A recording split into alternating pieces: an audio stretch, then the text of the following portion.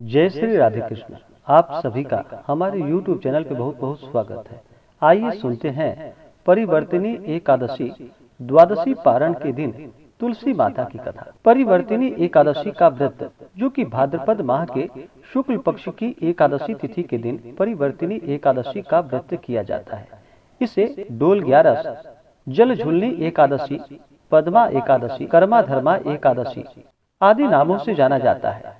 और एकादशी के व्रत में भगवान विष्णु का पूजन किया जाता है और भगवान विष्णु के पूजन में तुलसी दल का बड़ा ही विशेष महत्व माना गया है। जो भी भगवान विष्णु को सच्ची श्रद्धा के साथ तुलसी दल अर्पित करते हैं, उन्हें भगवान विष्णु अपना कृपा प्रदान करते हैं। हिंदू धर्म में तुलसी वृक्ष का बड़ा ही विशेष महत्व माना गया है। जहाँ पर भी तुलसी का वृक्ष होता है, वहाँ पर यम के दूत भी असमय नहीं आते जाते। और जहाँ पर तुलसी वृक्ष होता है, वहाँ की सभी नकारात्मक ऊर्जाएं दूर रहती हैं और सदा वहाँ पर सुख समृद्धि का वास होता है। जो भी प्रत्येक दिन तुलसी वृक्ष के नीचे दीपक जलाते हैं, माता तुलसी का पूजन करते हैं, इससे माता तुलसी अति प्रसन्न होती है और अपना कृपा प्रदान करती है। तुलसी एक चमत्कारी औषधि भी मानी जाती है। जो भी तुलसी का उपयोग करते हैं, उनके कई प्रकार के रोग भी नष्ट हो जाते हैं तथा घर में सकारात्मक ऊर्जा का वास होता है और सुख समृद्धि का वास होता है। तो आइए सुनते हैं परिवर्तिनी एकादशी द्वादशी पारण के दिन तुलसी माता की कथा। अगर आप एकादशी व्रत द्वादशी पारणा के दिन ब्राह्मण दक्षिणा, अन्नदान, वस्त्रदान आदि के लिए देना चाहते हो, तो आप अपने श्रद्धा और सामर्थ्य के अनुसार हमें डिस्क्रिप्शन में जाकर के वहां से गूगल पे, फोन पे या अकाउंट नंबर के माध्यम से आप हमें ब्राह्मण दक्षिणा प्रदान कर सकते हैं। तो आइए सुनते हैं तुलसी माता की कथा। तुलसी से जुड़ी हुई एक पौराणिक कथा, जो कि बड़ा ही प्रचलित है। श्रीमद् देवी भागवत पुराण में इसके दिव्य अवतरण की दिव्य लीला कथा बताई गई है। एक बार भगवान शिव ने अपने तेज को समुद्र में फेंक दिया।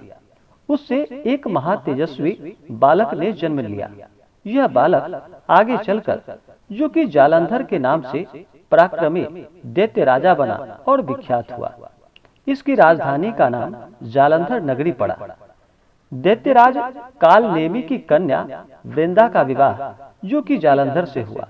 जालंधर महाराक्षस था।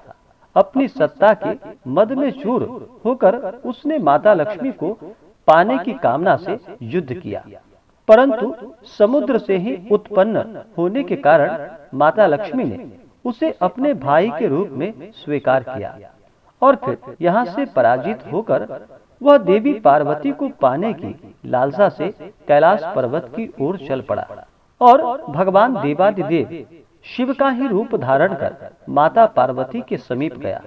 परंतु माता ने अपने योग बल से उसे तुरंत पहचान लिया तथा वहां से अंतर ध्यान हो गई।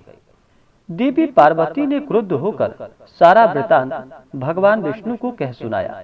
जालंधर की पत्नी वृंदा अत्यंत ही पतिव्रता स्त्री थी। उसी के पतिव्रत धर्म की शक्ति से जालंधर ना तो मारा जाता था और ना ही कभी पराजित होता था। इसलिए जालंधर का नाश करने के लिए वृंदा के पतिव्रत धर्म को भंग करना बहुत जरूरी था। इसी कारण भगवान विष्णु ऋषि का वेश धारण कर वन में जा पहुंचे, जहां वृंदा अकेली भ्रमण कर रही थी। भगवान के साथ दो मायावी राक्षस भी थे, जिन्हें देखकर वृंदा भयभीत हो गई। ऋषि ने वृंदा के सामने पल में दोनों को भस्म कर दिया। उनकी शक्ति को देखकर वृंदा ने कैलाश पर्वत पर महादेव के साथ युद्ध कर रहे अपने पति जालंधर के बारे में पूछा। ऋषि ने अपने माया जाल से दो वानर प्रकट किए। एक वानर के हाथ में जालंधर का सिर था तथा दूसरे के हाथ में धड़। अपने पति की यह दशा को देखकर वृंदा मूर्छित होकर गिर पड़ी। होश में आने पर उन्होंने ऋषि रूपी भगवान से विनती की कि वह उसके पति को जीवित कर दे। भगवान ने अपनी माया से पुनः जालंधर का सिर धड़ से जोड़ दिया, परंतु स्वयं भी वह उसी शरीर में प्रवेश कर गए। वृंदा को इस छल का जरा आभास नहीं हुआ। जालंधर बने भगवान के साथ वृंदा पतिव्रता सा व्यवहार करने लगी। जिससे उसका सतीत्व भंग हो गया। ऐसा होते ही वृंदा का पति जालंधर युद्ध में हार गया।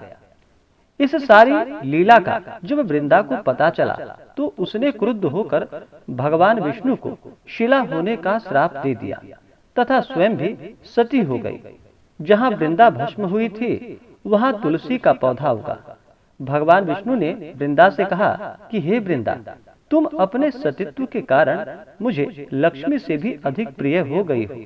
अब तुम तुलसी के रूप में सदा मेरे साथ रहोगी। जो मनुष्य मेरे शालिग्राम रूप के साथ तुलसी का विवाह करेगा, मेरा और तुलसी का पूजन करेगा, उसे इस लोक और परलोक में विपुल यश की प्राप्ति होगी। जिस घर में तुलसी का वृक्ष होता है वहाँ यम के दूत भी असमय नहीं आ जा सकते। गंगा व नर्मदा के जल में स्नान तथा तुलसी का पूजन बराबर माना जाता है। चाहे मनुष्य कितना भी पापी क्यों ना हो, मृत्यु के समय उसके प्राण मंजरी रहित तुलसी और गंगा जल मुख में रखकर निकल जाते हैं। वह पापों से मुक्त होकर वैकुंठ धाम को प्राप्त होता है।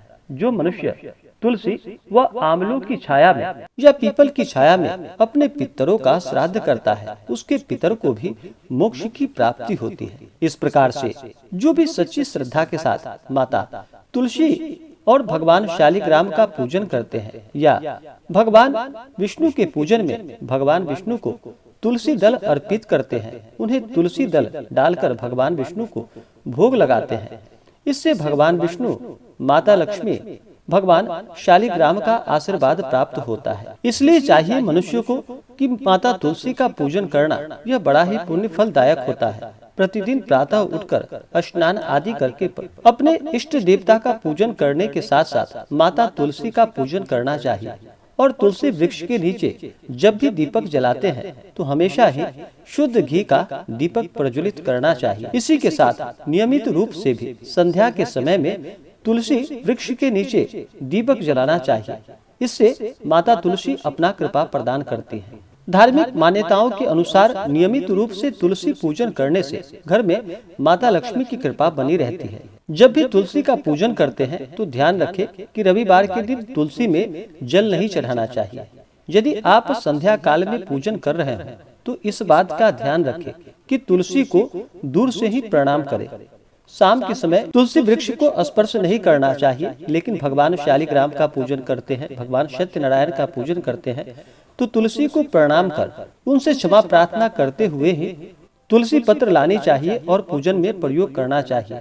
लेकिन जहाँ तक हो सके संध्या होने से पहले ही भगवान के पूजन के लिए तुलसी दल तोड़कर रख लेनी चाहिए।